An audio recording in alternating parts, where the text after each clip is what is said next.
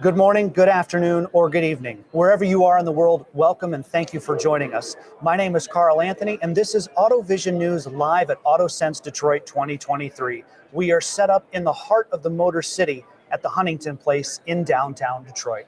Joining us is Egil Juliussen, Senior Partner and Principal Analyst at VSI Labs and also a contributor to EE Times. Egil's recent research has been focused on autonomous driving technologies and use cases, software-defined vehicle segments, and battery electric vehicles. He has extensive experience in technology forecasting, market forecasting, and competitive analysis. Egil was co-founder of Telematics Research Group, which was acquired by iSupply in 2008. And then when IHS acquired iSupply in 2010, he worked for IHS Markit until mid-2020 as a research director of automotive technology. He has written columns and papers for technology publications, we mentioned EE Times, and has made presentations, seminars, and lectures throughout the USA, Asia, and Europe. Egil, pleasure to welcome you here to our AutoSens program. Good to see you. Yeah, thank you. Nice to see you. So tell us about the work that you do with VSI Labs today.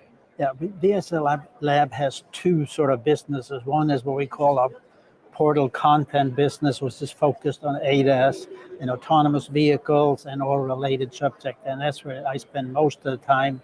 We also have essentially a lab on a car, and you can actually see it across there with lots of LiDARs and radars, and we drive around, collect data on how good the systems are and how they work with the road system. Because you need to have an infrastructure for ADAS and AVs to use. So we spend a lot of time finding out for that. So those are the two things we do. Right.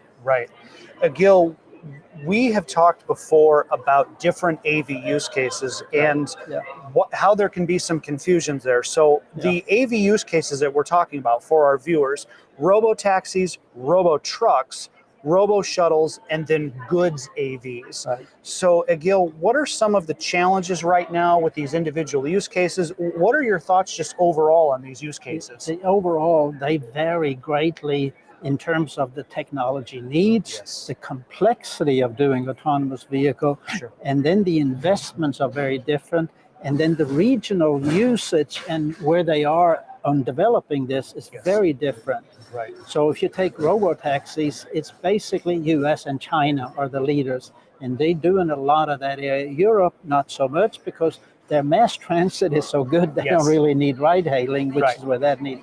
And then you have the robo-trucks. There it's again US and China, although US is probably ahead. China's doing more L3 for the robo-trucks. US is doing more level 4 for that. Then you have the robo shuttles, which is really fixed route, which is really, think of that as a complement to mass transit, or provide mass transit where they don't have anything. And so there Europe in many ways is ahead. And so because they had a couple of companies there that started that. And so they're literally trying now to deploy that to replace bus routes, because that's relatively easy to do. Sure. And then you have the goods AV, you have the sidewalk AVs, and you have the things that run on the street. So like Neuro, for instance, is one of those, and China has a strong one called Neurolix.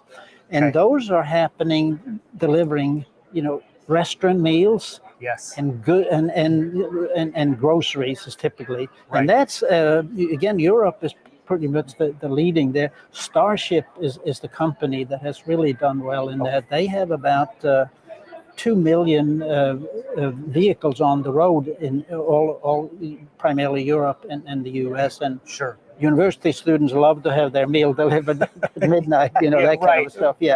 And so again, they're very, very different. Robo-taxis, it's much harder to do. And then trucks, since there's actually two segments there. One that runs on the highway primarily, and those are called hub-to-hub type. And those, but now you're at highway speed. So you got to have long-range radar and all of that. And they're really in the, they have a safety driver generally. They're starting to test without driver. And then the shorter one where because of the people want goods delivered, so many of them the mass merchants now, they have more areas where people can pick up, so they need to move it from warehouse to those. So that's a much shorter fixed route. Yes, that makes And sense. then so that's coming up as well. And yeah, You mentioned regional factors right. and variations from region to region. Let's Right. talk about that. What are your Right. thoughts there? Yeah, regional factor has to do more with regulation than anything else. Okay. So and also the need. So Europe, they don't need ride hailing because of mass transit. So again, the rules don't allow them, or they actually just introduced the rules to allow it to happen as of almost a year ago. Right. So you are seeing more testing than in Europe. But that's what's prevented them from doing much. So like the European companies, if it's trucks, they test in the US. If it's robotaxi, they test in California. Right. And so that's what varies on that. So the regulation, Europe is probably ahead. The European Union has passed their first, or they've sent out their first draft on autonomous vehicles. And it's more, it takes time to move through the regulation. And the U.S., they have a draft that came out at the end of 2020, right. And we're still waiting for the next step to come on that. China and Japan, and they do have their own thing, and it's not as clear exactly what they're doing. But regulation really is the key to make this happen, because essentially you have to define what's the safety level that's needed before we really should deploy this in volume. Right. Yeah.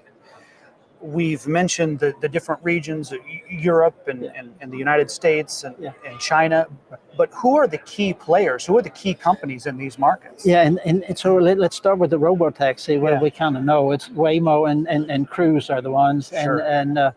And then in China they actually have many more of those. They probably have at least 10 major players that are in China, and they're all testing in different cities. Yes. Some are in 4 or 5, and Apollo, or Baidu Apollo is the leader in China. Right. But both the AutoX, Deep Route, we have Momenta, Pony AI, WeRide, and all of those are important. And if you look at the robotaxi player now, it's Waymo, Aurora, and both are doing that. And Too Simple was actually the leader about a year ago, and then they made some mistakes that have in many ways hasn't shut them down, but it's given some doubt in that. Sure. And then Kodiak is an interesting startup company. They're doing things the right way. And Gatik is the one that are working at the sort of the shorter one, and they're working with Walmart and that's right. Yeah, and several other ones. And there's actually they're also working with a Canadian company, the largest retailer in Canada. Sure. If you look at the in terms of the, we call it the fixed route in Europe, it's EasyMile and Navia. Okay. And what's interesting is that there are several companies that run mass transit systems. Keolis is one, Transdev is the other one. Those are starting to use the robo shuttles then to replace bus routes. Sure. In China, Apollo is into that. They have some mini buses that are 30 or 40 of those are running around. Right. In the U.S., it's May Mobility, which is they're based here in nearby. Right. And then they have about 20,000 rides so far. They've in various places, and in the goods saving, Starship is by far the leader. Then and they've actually 5.5 million deliveries they've done, and they're short, so it's only about 6.2 million miles. Sure. So a mile plus per route, and of course. That. Neolix in China is the big one, right. And they have more like Neuro. It's a thing that runs on the road. It's specialized, and you open up, and here are your grocery and all that stuff. Right. And they're interesting. They have gotten a certification from one of the big German companies. I forget the name here, but anyway, so they can then go to other countries and they in 12 or 13 countries where they testing and stuff, Sure. and they using it. There's a standard called LSAD, low speed autonomous driving, and it's an ISO standard, and so that opens the door. And that standard actually is going to be quite important. That they can use that for the fixed routes and all of that. And then Neuro, they're doing quite well with Walmart, Kroger, and Uber Eats as their customer and all that. So, and they just Starship also got something with Grubhub starting in the U.S. So that there's activities, but volume. We're still talking about 2, 3, 4, 5, depending on which use case we're talking about. Yeah, sure. With all of the data that we have there, just in your notes and everything we've talked about, are there any trends or developments coming, say, in the next, just over the horizon? Any trends or developments in the near future that we should be aware of or paying attention to? I think the fixed route, I think, is probably what you're going to. It's sort of the hidden thing. It doesn't get much attention. Sure. But I think there are more things happening there that we should pay attention to, and it has a way of kind of sneaking up on you, and it exposes more people to it, and they get comfortable with it. So then they might start other things, and then the goods well, that's very nice. Particularly the sidewalk, it can't do much harm. Even if it bumps into you, you might get a little scab on your foot, but that's about it.